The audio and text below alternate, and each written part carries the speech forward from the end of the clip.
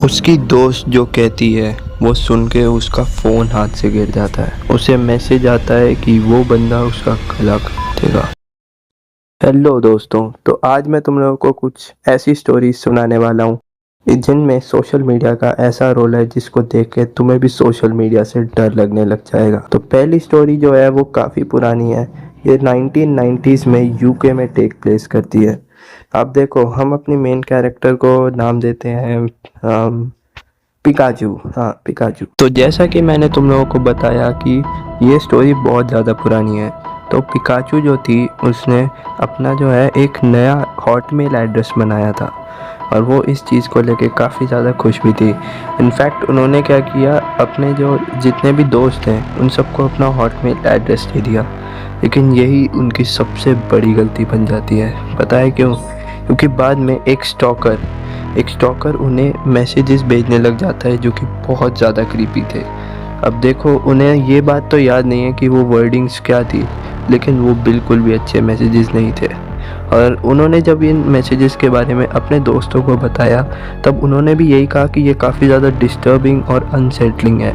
लेकिन किसी ने भी ये एडमिट नहीं किया कि ये उनका काम था। देखो, उन्होंने अपना एड्रेस सबको दिया था, तो हो सकता है कि इन सब में से ही कोई हो। और उन्हें अपनी एक दोस्त पर शक था जिनका सेंस ऑफ ह्यूमर काफ़ी हद तक ऐसा ही था, तो उन्हें लग रहा था कि शायद यही है।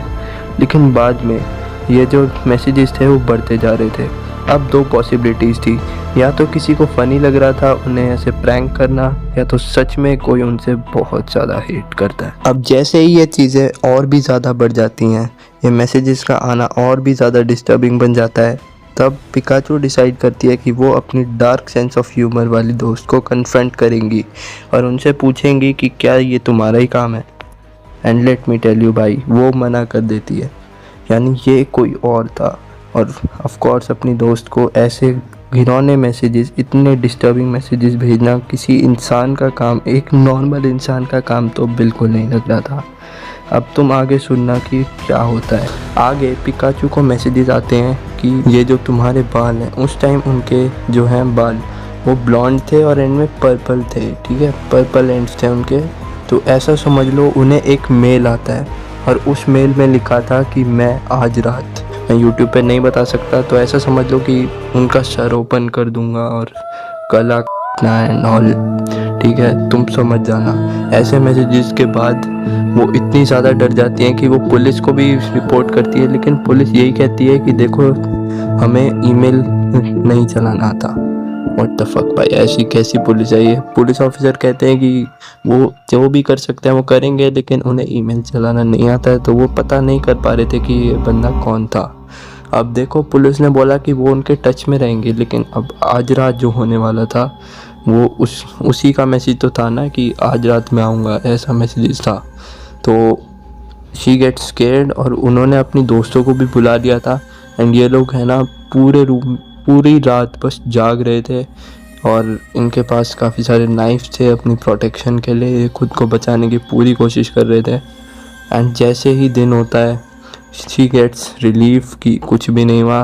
एंड तुम मानोगे नहीं, ये इतना ज़्यादा ख़तरनाक इंसिडेंट था उनके लिए कि वो कुछ दिनों तक तो अपने पिल्लों के नीचे नाइफ रख के सोती थी। वेल, देखो, मैं जो भी कहूँगा, I hope she is fine.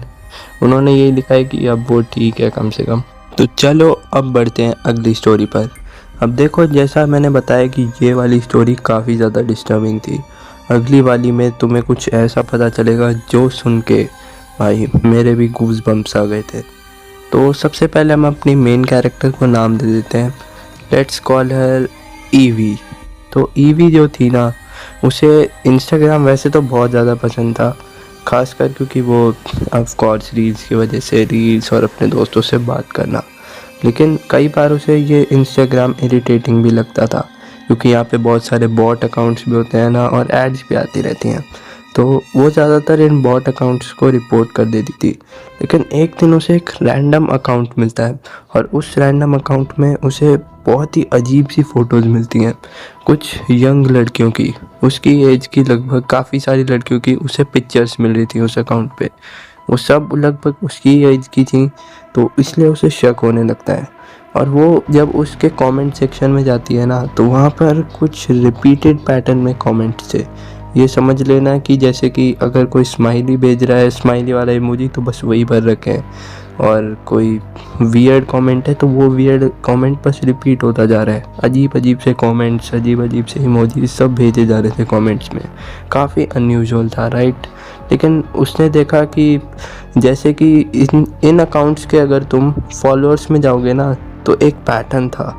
जैसे कि किसी में 500 फॉलोअर्स हैं, किसी के 700, किसी के 1100, किसी के 1200, ऐसे नंबर्स में फॉलोअर्स थे, और ये सब ज़्यादातर उसे बॉट अकाउंट से लग रहे थे।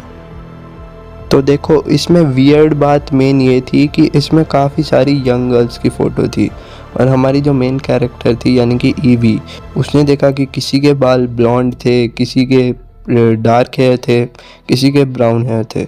और अभी जो लेटेस्ट उस अकाउंट पे जो फ़ोटो पोस्ट की गई थी लेटेस्ट, उसमें एक डार्क हेयर गर्ल थी, ठीक है, डार्क हेयर थे। अब चेहरा उसने डिस्क्राइब नहीं करा है तो मैं भी नहीं कर पाऊँगा। लेटर वो ऐसे ही रेडिट पे थी या व्हाट्सएप किसी भी सोशल मीडिया प्लेटफॉर्म पे थी, एंड उसे एक आर्टिकल मिलता है अबाउट अ मिसिंग गर्ल। एक मिसिंग लड़की के बारे में उसे एक आर्टिकल मिलता है जिसमें उसका नाम कुछ बताया जाता है, let's call that missing girl Natasha. तो जो नताशा थी ना, वो एग्जैक्टली दिख रही थी उसी डार्क हेयर गर्ल जैसी। एंड देन हमारी जो मेन कैरेक्टर है वो वापस जाती है उसी प्लेटफॉर्म पे, उसी आईडी पर चेक करने, and she was stunned to see that ये वही सेम लड़की है जो अभी गायब हो गई है। तो उसे समझ आया कि मे बी ये जो अकाउंट है ये किडनैपर है, ये सिर्फ एक नॉर्मल स्टॉकर नहीं है, ये एक असल में किडनैपर है। एंड देन उसे जब डर लगा तो उसने सोचा अपनी एक दोस्त को ये सारी बातें बताई जाएं। तो उसकी जो दोस्त, लेट्स कॉल हर लीसा, वो अपनी दोस्त लीसा को लिंक शेयर करती है व्हाट्सएप के थ्रू, ताकि वो उन आर्टिकल को देख पाए, उन इमेजेस को देख पाए, उस अकाउंट को देख पाए। ईवी जो थी ना, उसने जैसे ही ये भेजा, उसके बाद जो रिप्लाई आता है, भाई you are gonna get goosebumps hearing that. तो हमें पता चलता है कि उसकी जो बेस्ट फ्रेंड थी लीसा, तो लीसा ने जो था ना एक ऐसा मैसेज दिया था जिसके बाद हमारी मेन कैरेक्टर ईवी की इतनी फट जाती है, उसका फ़ोन हाथ से गिर जाता है। पता है क्या मैसेज आया था? वाह, तुम्हें एक नया स्टॉकर मिल गया है क्या? ये सुन के हमारी मेन कैरेक्टर ईवी की इतनी फट जाती है। वो जब लिंक देखती है ओपन करके उस अकाउंट का, तो लेटेस्ट इमेज उसकी खुद की थी। समझ रहे हो ना, वो एक मॉल गई थी, वहाँ पर उसी स्टॉकर की इमेज थी। उसने बार बार उस पेज को रिफ़्रेश किया, और फिर बाद में आया कि this page is not available any more. लेकिन आगे क्या हुआ देखो, हमें नहीं पता है कि क्या हुआ आगे। आगे नई स्टोरी शेयर कर रखी है, इतनी स्टोरी थी मेरे पास। आई होप हमारी ईवी एकदम सेफ हो, क्योंकि ये इंसिडेंट्स रियल थे। इनमें से कोई भी मैंने खुद से नहीं बनाया, मैंने ये सारे इंसिडेंट्स खुद से ऐसे सर्च किए तभी मिला है मुझे। आई होप तुम्हें आज की वीडियो पसंद आए। अगर तुम्हें इसका पार्ट 2 चाहिए हो तो कमेंट ज़रूर करना, मैं ज़रूर बनाऊंगा। मेरे पास और भी स्टोरीज़ हैं। वीडियो अच्छा लगे तो लाइक करना, चैनल पर नए हो तो सब्सक्राइब करना। मैं मिलूँगा तुमसे किसी और वीडियो में किसी और टॉपिक के साथ। तब तक के लिए बाय बाय।